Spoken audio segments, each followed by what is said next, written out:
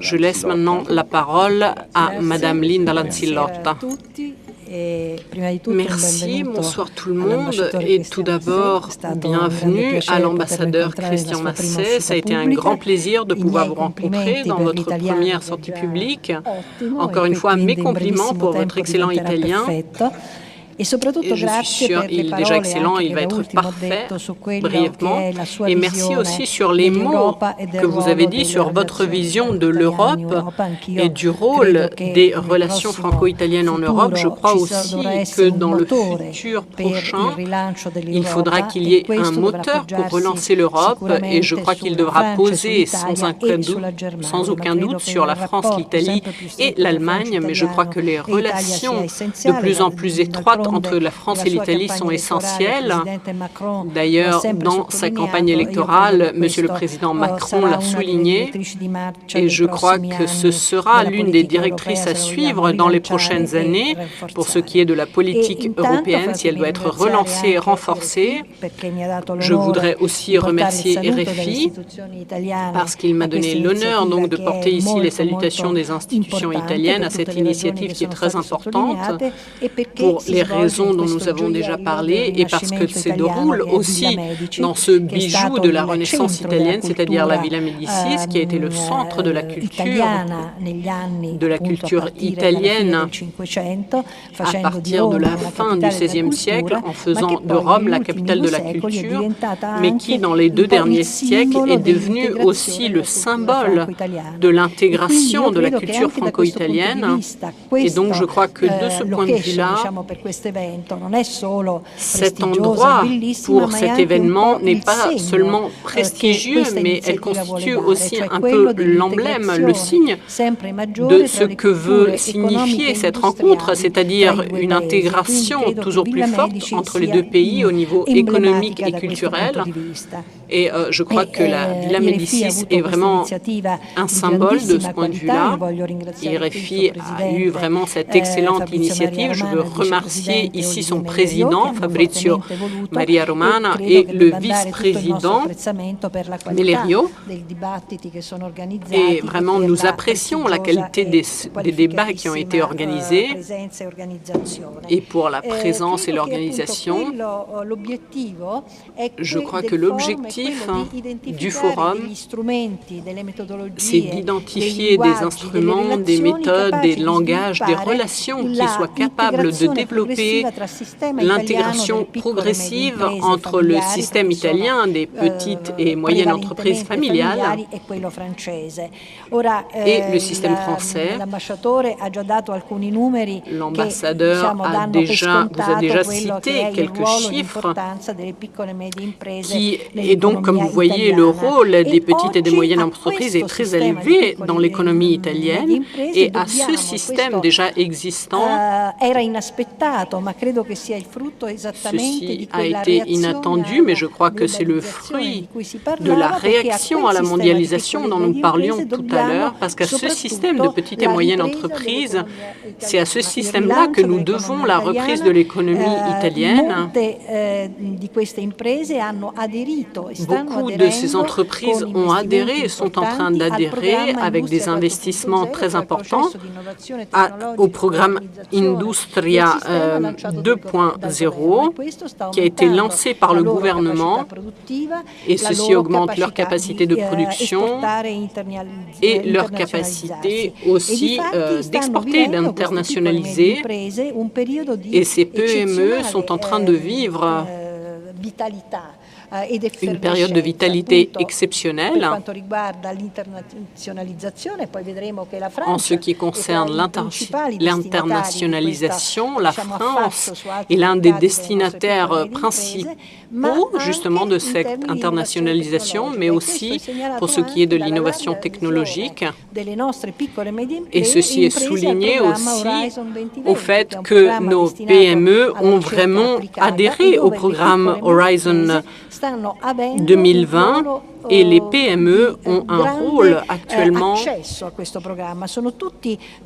ont un rôle clé et elles accèdent très nombreuses à ce programme et ceux-ci sont tous des signaux justement de la reprise économique et de la relance des PME. Bien évidemment, on peut toujours faire mieux,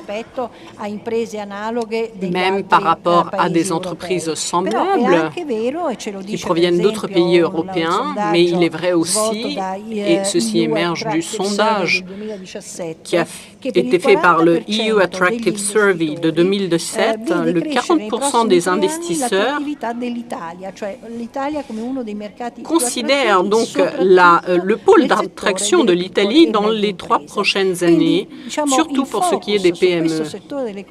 Et donc le focus sur ce secteur de l'économie est extrêmement actuel et il est aussi très stratégique pour la reprise de l'économie européenne. Bien évidemment, la politique et les institutions, en France comme en Italie, les partis, les gouvernements, les parlements, tous sont d'accord sur le besoin de soutenir les PME, surtout dans le secteur high-tech et de la manufacture, avec des politiques spécifiques, parce que les PME sont un énorme potentiel de croissance. Le lien entre les PME italiennes et l'économie française est déjà très fort aujourd'hui, mais je crois que nous allons en parler aussi dans le cours du forum. Il y a 1800 entreprises italiennes qui sont actives en France et elles ont à peu près 130 000 employés, donc il y a un vrai boom des investissements italiens en France et il y a eu une augmentation de 68% en 2016. Donc c'est vraiment un secteur qui est en train de croître beaucoup. Il y a des grandes entreprises comme Magneti Marelli, Generali, ou comme nous l'espérons tous, de Fincantieri dans un futur assez proche et nous espérons que la réunion d'aujourd'hui constituera un pas dans cette direction. Mais encore une fois, je veux le répéter, celles qui ont le plus de pouvoir, ce sont les PME. La France est proche, elle nous semble plus facile à comprendre et donc les PME passent les frontières nationales en partant par la France, mais tout n'est pas aussi simple comme l'on pourrait croire, comme dirait l'ambassadeur, parce que parfois les semblables sont très différents et c'est ainsi que la France et l'Italie, comme culture, comme vision des entreprises et comme vision des relations des entreprises sont très différentes et donc la médiation culturelle que nous considérons tout simplement pour ceux qui viennent en dehors de l'Europe, mais en fait est une méthode à appliquer à l'intérieur de l'Europe aussi. Et il faut donc que nous identifions sur le point, du point de vue des politiques et des instruments financiers, de soutien financier, donc des parcours de formation et de requalification de la gestion et des employés. J'ai vu qu'il y a des personnes qui s'occupent, des intervenants aujourd'hui qui s'occupent spécifiquement de formation pour des raisons d'organisation, parce que bien évidemment, si on fait de la formation, après il y a moins de personnel et si le personnel est réduit, donc il faut aussi savoir gérer le passage entre les générations. Aujourd'hui, en Italie, le marché du travail a été réformé et il y a moins de liens par rapport aux années précédentes avec le Jobs Act, pour ce qui est des entreprises qui ont plus de 15 employés. Donc ce toit, disons, comprimait un peu l'expansion des entreprises. Aujourd'hui, ce toit n'est plus présent, il n'y a plus ce plafond. Donc nous souhaitons que la réforme du marché du travail en France porte aussi à une simplification et que donc la croissance soit favorisée. Je crois que nous sommes vraiment en train de beaucoup progresser dans tous ces secteurs, mais ce qui est le plus important, c'est qu'il y ait une compréhension réciproque, un langage commun, une méthode de travail qui soit partagée.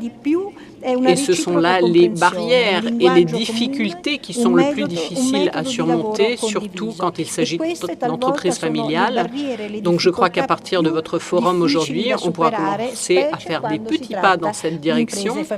Et ceci est très important pour nos deux pays. Merci et bon travail, bon forum.